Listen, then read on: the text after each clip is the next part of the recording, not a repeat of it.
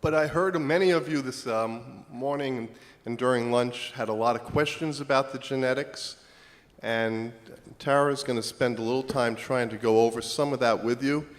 There's a lot to it. I don't think she can get everything in the 20, 25 minutes she has, but this is a good start. So. Great, thank you. I do have a lot to say and not so much time to say it in, so we're just going to jump right in here. So I'm going to be doing a basic review of genetics and inheritance patterns. I'm going to try to go through that pretty quickly. And then I'll be discussing the types of CMT and how they're categorized, reviewing the latest and greatest in genetic testing technologies, and talking about the implications of genetic testing. Why should you pursue genetic testing anyway? What does it mean for you? What does it mean for your family? So if we are to go back to Biology 101 and look at a single cell under the microscope, we would see something that looks like this. I'm not seeing the pointer up there. Can you see? No? Okay. If you look inside the center of the cell in the nucleus, you'll see what's called our chromosomes. And the chromosomes are the packaging units that contain all of our genetic information. We have a total of 46 chromosomes in every single cell in our bodies, 23 pairs of chromosomes. And we inherit one chromosome copy from our mother and one chromosome copy from our father. If you line all the chromosomes up into pairs, you'll get something that looks like this. This is called a karyotype, and this would be for a normal male. The first 22 pairs of chromosomes are called the autosomes. That's where we get the term autosomal dominant and autosomal recessive when we're talking about inheritance patterns. It means that the gene for that disease lies on one of those first 22 chromosomes. And then we have the X and the Y for the male and 2 X's for the female. There we go, this one works. Okay. And those are our sex chromosomes. So those would be important for X-linked inheritance patterns, which we'll be going over. So each of the chromosomes contains thousands of genes. And you can think of a gene as a long sentence. That's a set of instructions for the body to make a specific protein. And if one of those letters in that genetic sequence gets changed, the instructions no longer make sense to the body, and you can either have too much or too little protein made or an abnormal protein formed, and that's what results in disease.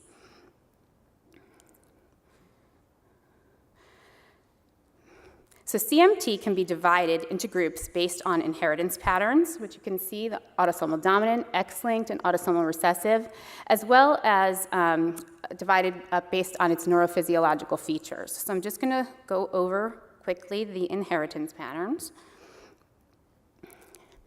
For autosomal dominant inheritance, it only takes one copy of the gene to have a mutation in order to be affected.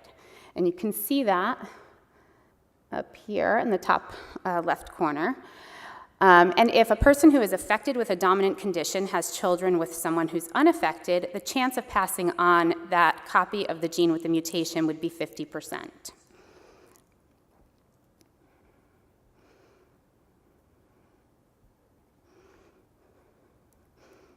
Okay, this would be an example of a pedigree or a family history for autosomal dominant inheritance. And you can see how the disease is passed from generation to generation and how males and females are affected equally. And some of you also know that you can have a family history for one of the autosomal dominant types of CMT where there's no one else in the family who's affected, and you're the first affected person where it's a new spontaneous gene change in you. But then the rest of this applies. Once you're the person that's affected, the chance of passing it on is 50-50 with each pregnancy. So for X-linked inheritance, this is related to genes on the X chromosome, and we know that females have 2 X's and males have an X and a Y. So if it's the mother who is carrying the copy of the chromosome with the mutation, she can pass either the normal copy of the X or the copy with the mutation onto her children. So it's 50-50. It follows the similar pattern to autosomal dominant inheritance. If it's the father who carries it, men have to pass on the X chromosome to their daughters, so all females will be affected. And none of the sons will be affected because they have to inherit the Y chromosome from their father. And this would be an example of the family history for X-linked inheritance, where you see up at the top there the affected male, and both of his daughters, the circles or the females, are affected, and his son's unaffected, and then passing it down. Recessive inheritance requires both copies of the gene to be affected with a mutation in order for the person to have the disease. So people who have one normal copy of the gene and one copy of the gene with the mutation are considered carriers, and usually carriers do not have any symptoms of the disease, but if two carriers come together to have a child, it would be a 25% chance that the child would be affected. 50% chance that the child would be a carrier just like their parents, and 25% chance that they'd be unaffected and not a carrier. This would be an example of a pedigree for autosomal recessive inheritance. And you usually don't see any other family history, but you'll see multiple children in the same sibship affected. Okay, so we're done with reviewing inheritance patterns. Let's talk about how the different types of CMT are divided up. We have our autosomal dominant forms of CMT that can be either demyelinating or axonal. The demyelinating types have a slow nerve conduction velocity, and those are all of the type 1 CMTs. Then you could have autosomal dominant that are considered to be axonal, which has a normal nerve conduction velocity, but the amplitude on the nerve conduction study is reduced. And those are the type 2 CMTs. The X-linked have an intermediate nerve conduction velocity, and those are the type X CMTs. And autosomal recessive can be either demyelinating or axonal, and therefore have a variety of NCV results. And those are the type 4. I put this slide up to kind of show how complex this is and all of the overlap between the different types of CMT, and I think Dr. Lewis showed a similar picture this morning. But you can see, if I could, up here, we have our type 1 CMTs dominant, and this is the demyelinating category. Down here is the axonal category. And you can see how there's overlap between demyelinating and axonal. Each one of these boxes here is one of the genes associated with CMT. It's not all of the known genes, but many of them are represented on this slide. And even looking here, you can see the MPZ gene falls into this category here, it falls into this category here, and this category here. So it's pretty complex. And that takes us into talking about genetic testing. What we've been doing and what we still do today, where we do single gene sequencing. And what the process traditionally has been is to use a clinical exam, the results of the neurophysiological studies, and the family history to determine which gene to test. And the problems with that are it's not always so easy to select the right gene, as you saw from the last slide. Sometimes multiple genes need to be sequenced before you get that answer. And it's costly. You're talking about an average of about $2,000 for every gene that's sequenced. So if you're wrong on your first try, you have to go back, repeat the whole process, coming in for a blood draw, new insurance authorizations, and then waiting for the test results to become available, and hopefully you don't have to repeat that too many times before you get your answer. But in the last few years, we've had a new advancement in the technology for sequencing, and it's known as next generation or next-gen sequencing. And this technology allows us to conduct multiple reactions, hundreds of thousands of reactions occurring simultaneously, generating large amounts of sequencing data. So the sequencing of the DNA are all those letters in the sentence of our genetic sequence. And we can do this at a lower cost and in less time than we were able to do with the more traditional methods of sequencing. So they've used this technology to create gene panels that target specific diseases like CMT. and have used this technology in whole exome and whole genome sequencing. There are limitations to this technology, many limitations that I don't have the time to go through as to how you can pursue this type of testing but still not come up with any answer. But the one that's relevant for CMT is that we cannot detect duplications and deletions with sequencing technology, which applies for PMP22 duplication that's associated with CMT1A. So I just wanted to talk a little bit about whole exome sequencing, because most people are familiar with the term genome from the Human Genome Project, but not with the term exome. And so if we look at the diagram here, this is the chromosome unraveled. Here's your DNA double helix, and you can see it unraveling with multiple genes. Each gene consists of exons and introns, and it's the exons that actually contain all of the important genetic information that encodes for the protein product. So the exome overall consists of 2% of the human genome. And when we do this type of study, we typically try to collect samples from what we call the trio, getting the patient and parents, or at least 2 first-degree relatives. And I'll tell you why that is. The answer is genetic variants.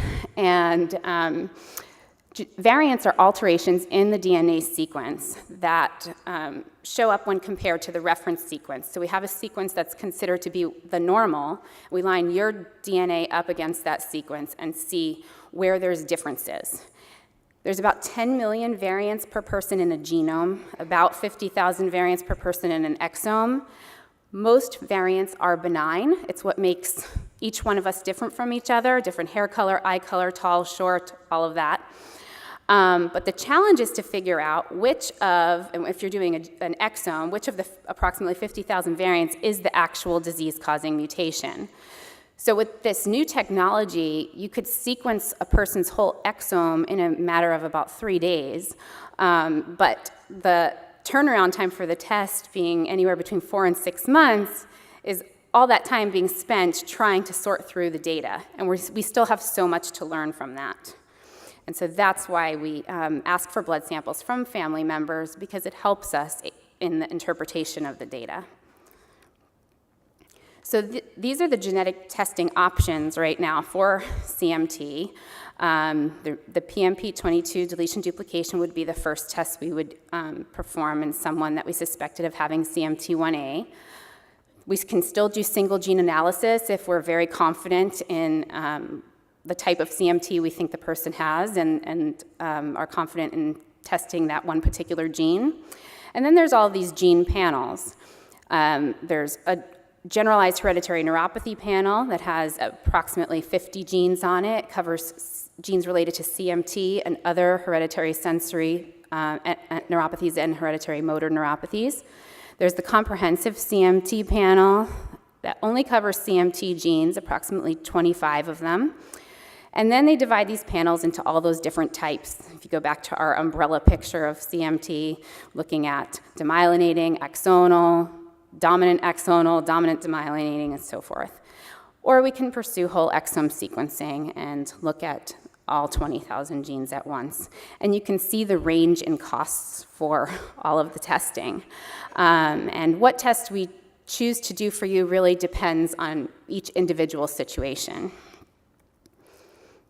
This is just a patient example, and it's an easy one, so everyone should get this one right. But when we look here, we see an affected father and son. So there is no, there is a male-to-male transmission, so it's not X-linked. It goes from generation to generation, so it's dominant. And if we look down here at the nerve conduction studies, the velocity is slow here with a normal amplitude. So if we look on our umbrella, autosomal dominant, demyelinating, that's going to suggest to us the first thing we should do is PMP22 duplication testing, since 70 to 80% of cases of CMT1 will have that genetic change. So results for genetic testing. The turnaround time for a panel is anywhere from 2 to 8 weeks. Exome sequencing, 4 to 6 months. The types of results that you can get back. We can go through all of this testing and find nothing. You get a negative result. No mutation was found in any gene studied. We can go through it and get a positive result where we actually identify the disease-causing mutation in your family and you have an answer to the specific type of CMT that you have. Then there's the dreaded variant of uncertain significance, where we find a change and we just don't know what it means. We don't know whether it causes disease. We don't know if it's just benign. And the laboratories that perform these tests, and there's a big public databases as well through the different research studies, are keeping track of these variants so that over the course of time, they may get reclassified as being disease-causing or not. But these are all possibilities that can turn up when you pursue this type of testing. So it's not all so clear-cut as we'd like it to be. So should you pursue genetic testing or not? The pros of genetic testing would be that you'd get a definitive diagnosis with more accurate prognosis information. There's identification of at-risk family members. It can be used for family planning, which I'll touch on in a moment. It can also gain you access to treatment trials and research studies, because a lot of the studies are specific to patients with a certain type of CMT or having a mutation in a specific gene. So going back to the family planning, reproductive options here. During pregnancy, you can test a pregnancy by CVS at 10 to 13 weeks and amniocentesis at 16 to 20 weeks of the pregnancy. Before pregnancy, there's something called pre-implantation genetic diagnosis. I'm going to go over what that is in a minute. This is just a slide showing amniocentesis, but I think most people are familiar with that procedure. So for the pre-implantation genetic diagnosis, you have to go through in vitro fertilization, which is a good $20,000 just to begin with. And fertilization actually occurs in the Petri dish in the laboratory, and they wait for the cells to start dividing, and when the embryo gets to the 8-cell stage, they'll do an embryo biopsy, remove one cell, and then test that cell to see if it carries the gene mutation that runs in the family. And then you could choose to only put the unaffected embryos back in for the pregnancy. And these are all options that are available and that are out there, and it's a personal choice for everyone, but there's definitely a lot of room for ethical discussions concerning these types of procedures and whether or not it's something that people should do. So the negatives of testing, if there are, it's that you may have inconclusive results, like those variants of uncertain significance or not getting an answer. And what do you do then? The emotional impact of having a positive or negative result. Sometimes getting that answer that finalizes everything is a great thing, and sometimes it's hard to actually swallow the diagnosis and understand where it came from and how it impacts the family and having children and all of that. And then genetic discrimination, which there are laws in place to protect against genetic discrimination with regards to medical insurance and employment, but not with life insurance. So, I mean, if you already have a diagnosis, that's one thing, but if you were testing somebody who might be asymptomatic, which isn't necessarily something we recommend, you'd want to make sure things like life insurance were in place before you pursued that.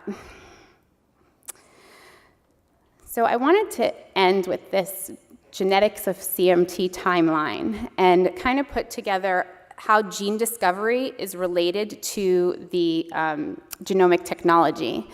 And we started with the Human Genome Project in 1990. In 1991 is when the PMP22 duplication was identified for CMT1A. A couple years later, 2 more genes were found. The Human Genome Project draft version was completed in 2000, and 2000 2003, a more completed version was published, and by that point, we had about a total of 22 CMT-associated genes. Now, the Human Genome Project took 10 years. It took 10 years to sequence the human genome. That was using our traditional sequencing methods. Around 2005, next-gen sequencing technology became available, and so we can now sequence much more quickly and get this data much more quickly than we were in the past. So from 2005 to 2014, we're now at greater than 70 genes currently known to be associated with CMT. So I'm quite hopeful that moving forward with all this great technology that we're going to be able to uncover the other genes associated with CMT, because not everyone with CMT does have a genetic diagnosis. So the more we can sequence, the more exomes we look at, possibly looking at genomes, we are going to identify more about these conditions. So variant detection, looking for those alterations in the DNA sequence and interpreting them, so collecting these databases of variants, ultimately gaining an understanding of what they mean, is helping to better define the clinical spectrum of each type of CMT. There's whole exome sequencing that's assisting with the discovery of new genes associated with CMT. And the important point here is understanding the gene involved and the biological function of that gene can lead to potential treatments, and that's what we're all working for. Any questions? I don't know if I have time for questions.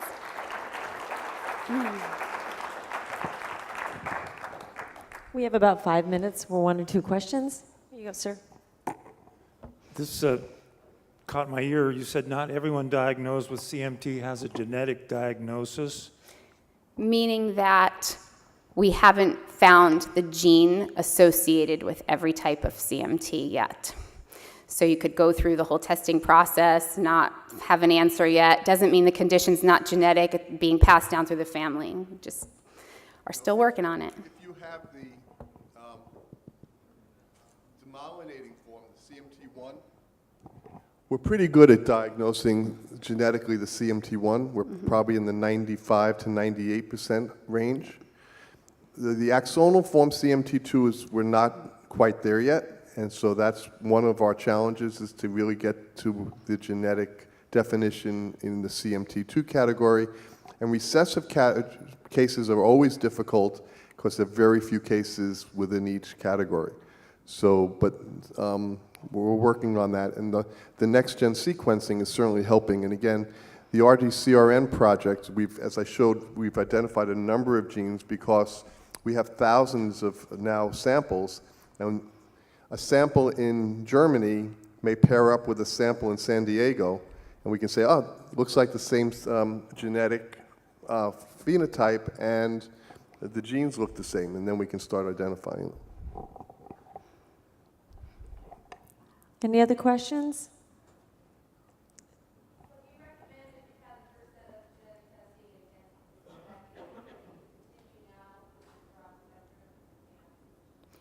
So you're saying you've already had a panel test done? And nothing came back. So the next step would be to do exome sequencing, either clinically through a commercial lab or through the research studies. Right here. You suggested having 3 family members. Would they all be done at the same time, the testing? Or do you do one and then another? No, we collect blood samples on all 3 at the same time and submit them to the laboratory so that they can analyze the data in conjunction with each other. Because if we find, when we're trying to understand these variants, if we see a change in one person's genetic sequence who's unaffected, and then the person who has the condition also has that same change, it helps us understand that that's probably not the cause of the condition. Does that make sense? So if we have 2 parents who are unaffected and a child who's affected, and we look at all of their data together, and we see a change in that child's sequence, but the parent carries the same thing and has no symptoms, then we can say, oh, this one's likely not the cause of the disease. So you have one that's not affected? Yeah. Mm-hmm.